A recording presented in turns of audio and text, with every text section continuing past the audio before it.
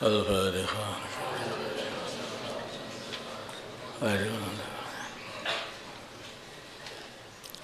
Bismillahirrahmanirrahim. Putusan Basul Masail Rebu 27 Rabiul Tsani 1446 Hijriah, 30 Oktober 2024 Masehi.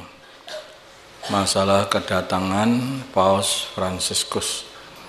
Telah menyebar berita mengenai kunjungan Paus Fransiskus ke Indonesia, yang mana Paus tersebut disambut dengan tabuhan rebana dan marawis, serta diberi kesempatan untuk berpidato di dalam masjid.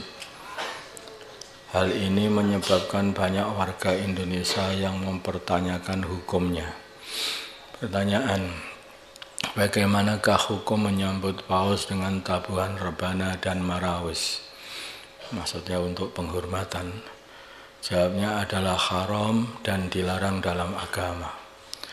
Bagaimana hukum mempersilahkan Paus untuk berpidato di dalam masjid? Jawabnya adalah haram dan dilarang dalam agama.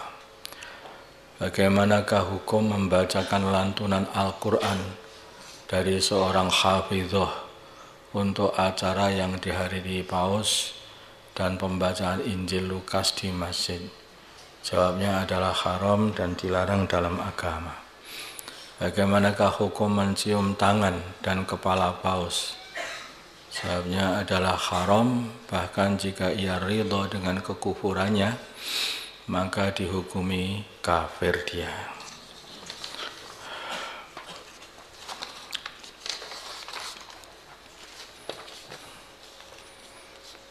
Masalah garis tangan. Belakang ini sebagian santri ada yang kenal dengan seorang yang diyakini bisa membaca garis tangan, sehingga mereka berdatangan untuk mengetahui ramalan jodoh mereka, menebak suatu kejadian dan menebak nasib. Pertanyaan: bagaimanakah hukum mendatangi orang yang ahli membaca garis tangan sebagaimana deskripsi di atas?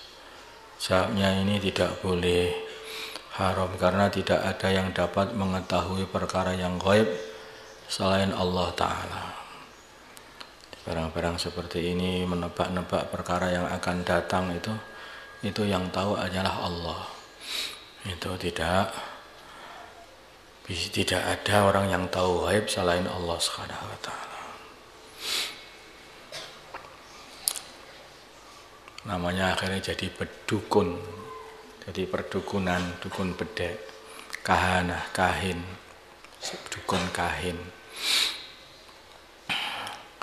Lah orang yang mendatangi begini ini bisa berbahaya, ibadahnya bisa tidak diterima oleh Allah SWT 40 hari. Makanya hati-hati dengan yang seperti ini. Begini loh, orang itu kalau pengen mulia di dunia ataupun di akhirat, takwalah kepada Allah, jelas jadi orang mulia. Kalau kamu pengen mendapatkan jodoh wanita yang solehah, jadilah orang yang soleh. Nanti tidak mendapatkan jodoh wanita yang solehah. Nggak usah tanya sama dukun. Insya Allah dukunnya sendiri itu juga kalah sama istrinya. Itu nggak usah percaya sama dukun. Paham tuh? Jadi kalau pengen dapat istri yang salihah, ya berdoa kepada Allah. Ya Allah, datangkanlah kepada aku istri yang salihah, yang mendukung aku dalam perjuangan agama, yang membantu aku dalam perjuangan agama. Seperti Sayyidah Khadijah, yang mana beliau itu selalu mendukung baginda Nabi dalam perjuangan agama. Itu begitu. Itu minta.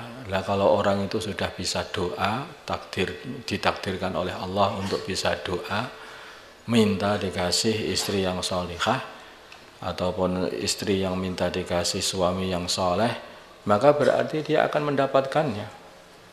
Tapi kalau dia itu orang nakal, kemudian pengennya wanita yang salihah atau istri atau suami yang soleh, ya itu ya jauh lah.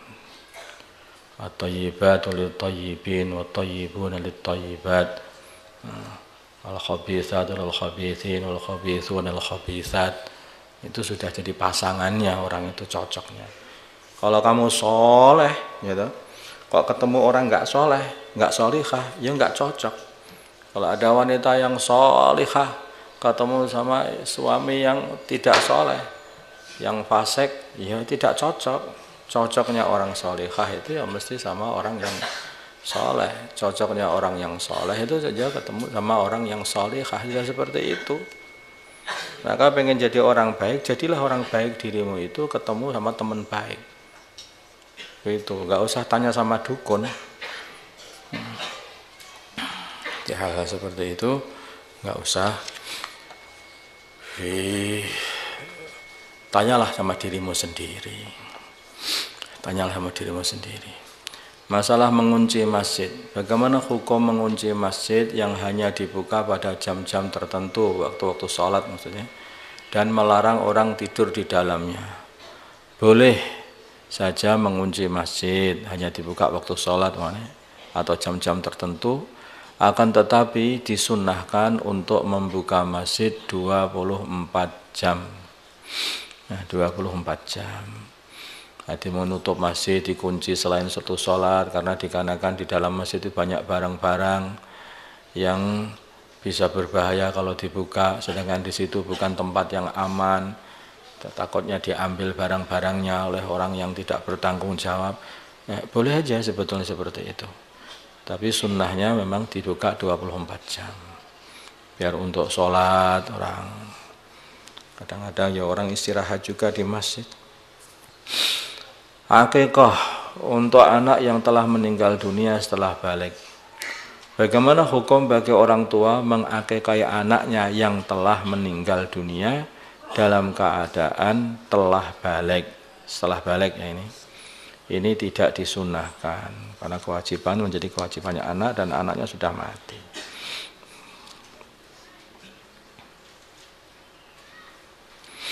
Kalau dia belum balik, beda, itu masih jadi orang tuanya. Kalau sudah balik, anaknya sendiri yang akikah. Dan dia sudah mati, ya sudah, nggak akikah, orang tuanya nggak ada kewajiban, tidak disunahkan lagi untuk mengakikahi anaknya. Sudah balik.